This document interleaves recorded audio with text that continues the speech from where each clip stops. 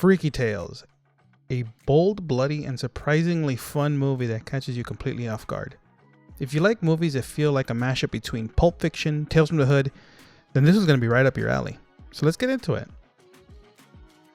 Freaky Tales is a 2025 anthology film made up of 4 interconnected stories, all set in 1987's Oakland, California. Directed by Ryan Fleck and Anna Boden, we might remember them from like Half Nelson or Captain Marvel. The duel trades the capes and superheroes for something more urban, sci-fi, and violent. A little weird as well. Each story taps into a different part of Oakland's culture and underground folklore, from the music to activism to vengeance to rebellion. In this movie, you get 4 interwoven stories. One with punk rockers versus Nazi skinheads. It's loud, it's funny, it's violent, it's aggressive, it's everything punk rock is. It's complete anarchy, and it works perfectly within the confines of this movie.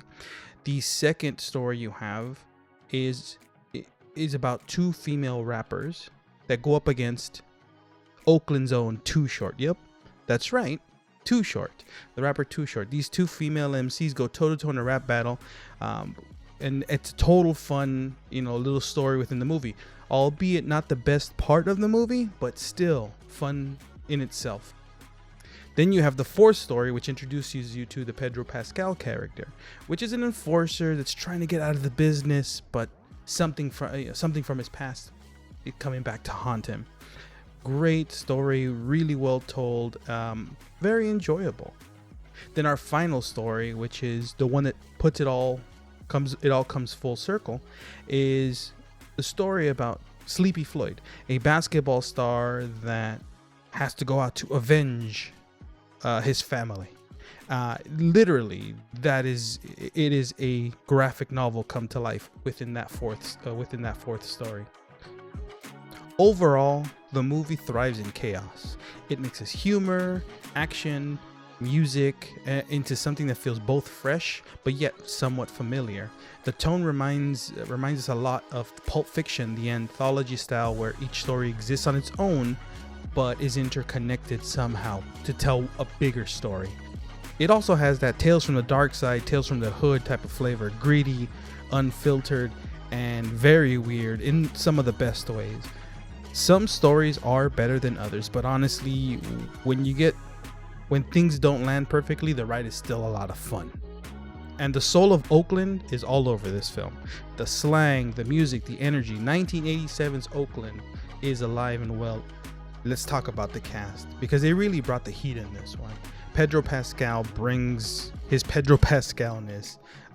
This man is pretty much in almost every movie, even from the biggest ones to the smallest ones. But he commands the screen, and his story is really well told and well acted. Jay Ellis as Sleepy Floyd. Straight up, this man turned into Blade. What I would want from the MCU Blade, this is what I would want to see. Starts off as a quiet, focused basketball player, that has a tragedy happen to him, and he has to go and avenge his family. And honestly, if the MCU didn't already cast Mahershala Ali, Jay Ellis could have totally fit the perfect role as Blade. He brings the look of Blade. When I was watching the screen, I literally thought, oh man, this was Blade. And Dominique Thorne and Normani are such a fun duo in their story. Their chemistry is there from beginning to end. Whether they're spitting bars against Too Short, or cursing out Nazis on the street, they really do bring in swagger, attitude, and charisma. Even though their story wasn't the greatest of the 4, it was still fun to watch. And then there's Ben Mendelsohn. This man absolutely chews the scenery. He every time he's on screen, it is great. The dude really chews up the scenery. Every time he's on screen, it's like the movie shifts into another gear. He's weird, he's wild, he's intense, and he's clearly having a lot of fun in this role. I don't want to spoil anything, but he's a big part of this movie. Freaky Tales is not a movie that plays by all the rules, and it might not be for everyone. It's messy, it's loud, it's unpredictable, but it has style. The stories are grounded in culture, in the Oakland culture. It's a lot of fun to watch. Again, it may not be for everyone, but if you like anthology films, this one really delivers. It does celebrate Oakland as a city, its people, its music, its legends, and it wraps it all up in a mix of blood, beats, and bold storytelling. So what did you think of Freaky Tales? Did you like it? Did you hate it? Did you walk out of the theater? Let us know in the comments below. Don't forget to like and subscribe. Click the bell icon for reminders. And as always, this has been Vinny. We'll see you next time.